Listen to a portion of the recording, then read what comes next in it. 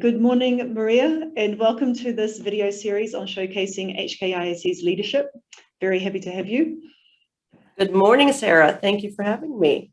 Yeah, it's a pleasure. So Maria, let me just first introduce you to our listeners. You were born in the Philippines. You were educated in the US at the universities of Pennsylvania and Berkeley. You are admitted in Hong Kong, in Singapore, in DC, and in New York. You have had a long and highly recognized career. You've practiced in the US, in Europe, and in the Asia Pacific. You are currently a partner with Deckert in Singapore. And in your career, you've really specialized in transactional work, so international and domestic corporate M&A, joint ventures, capital markets, financial transactions, and projects, including public-private partnerships, and also, of course, cross-border dispute resolution. We first came to know each other when you came on board the HKIAC's Belt and Road Advisory Committee, which was a committee we set up in 2018 to capture some of the intelligence and expertise that covers all of the range of a Belt and Road transaction. And more recently, you were appointed to the HKIAC Council as of October last year, and we're very happy to have you on board, obviously. So I wanted to ask you, over your career, you've seen so many transactions. What would you say, how would you describe the transaction market over the span of your career? Well, first, thank you, Sarah. Those are hugely flattering and I believe, somewhat undeserved words, but I'll take them. And always grateful that our clients continue to trust us with these just fantastic, groundbreaking opportunities. Yes, I've been around a long time. I hope I don't look it, but I did start in this area as, very few people remember the kind of Asian financial crisis, the very first one. And things have changed so much since in a very positive way. There are a few trends, I think, that have become clear over time.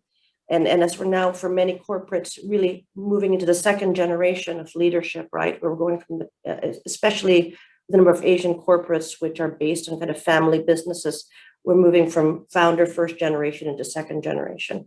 How does this impact the types of transactions? I see a significant growth in cross-border multi-jurisdictional deals. It's almost the norm. It used to be quite unusual. It's almost the norm. A lot of ambition and expertise among the regional players. The regional corporates themselves are either cross-regionally or outside the region, getting very ambitious and successful in their financings, their acquisitions, their partnerships with each other, really integrating this region with the rest of the world and being players, not being secondary citizens, really being drivers of the deals. I think that is just so exciting. And commensurate with that, I've seen a real the growth of the regional legal profession. Regional firms, very well-trained and effective local counsel. When we were doing the, all the IBRA early in the financial crisis and Indonesia was going through its terribly, stressful nationalization and privatization of all these assets, one of my comments coming in straight from the US to Jakarta was I felt that I got the sense it was very underlawyered, okay? And that is just not the case now. And how that translates also, so the types of deals are different. They're more interesting, they're more exciting. There's also an awareness that Asia is not one size fits all. Each jurisdiction is different. There's much more awareness of the unique requirements, dynamics, legal requirements, commercial requirements of each of the individual jurisdictions.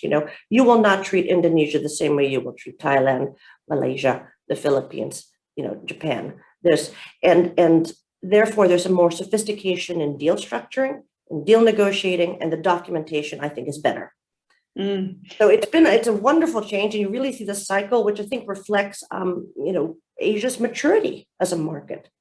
And I know you spent a lot of time in Hong Kong, and Hong Kong, of course, is, you know, a major international financial center and has long been a very sophisticated jurisdiction. You worked in Hong Kong for a number of years. How would you describe the Hong Kong transactional market and changes that you've seen in Hong Kong over the years? Well, first, I don't feel I've left Hong Kong, Sarah. I just because I've been trapped in Singapore during this period, Hong Kong is very much in my heart. We have an office there, and the whole intent was actually never to leave Hong Kong, and just have two bases. Hong Kong is why I think really one of the most exciting places to be in as a transactional attorney, because it is such a dynamic regional hub. And between the role of the stock exchange, which is just attracted so much global attention with very high profile listings, the growth of China, everything China related, and the permeation of China aspects in so many regional and cross-border deals. Hong Kong players are really uniquely situated, whether on the banking side, the financing side, the legal services side. And it's a terrific place. From Hong Kong, you can really service the world, and particularly for me, you know, using it as a hub to work through North and Southeast Asia. Yeah. And so, you know, you're doing a lot of cross-border transactions, and of course, there's a lot of risk mitigation that goes into those deals. Yes. Yes. And I want to talk to you a little bit about arbitration as a risk mitigating factor and strategy, let's say. And how are you finding your clients, their attitudes in terms of adopting arbitration, and also what choices they're making when they're thinking about institutions, what's important to them? You know, again, it's David Rivkin, our fellow council member, was actually my very first boss in arbitration a long time ago. And I think at that time, arbitration was really not terribly well known. Today, it's the default. My clients know in cross-border deals, it's always a reluctance to submit yourself to the national jurisdiction of courts. So arbitration and the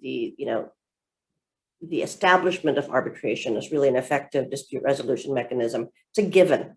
So it's almost for us not a question of whether it'll be arbitration. It's gotten more sophisticated than that. The dialogue negotiations tend to now be about the institutions, whether we're going to do a tiered mechanism, you know, and I think the tiered mechanism approach has become much more common because, you know, commercial disputes range. There's a huge diversity of types of disputes, and not everything requires the big guns, right? So then there becomes a discussion about enforcement, discussion about expertise. I mean, it's a much more sophisticated dialogue than it was a while ago when I first started this, and I think that shows an awareness by the parties of an awareness of disputes and what they mean. And you know, normally in the past, it used to be this dynamic of, you know, put in a clause, I'm not even going to read it, it doesn't matter, right? Mm-hmm. But of course, people have learned that's not the case, and people have learned that poor dispute clauses, you know, you'll be paying for it for a very long time,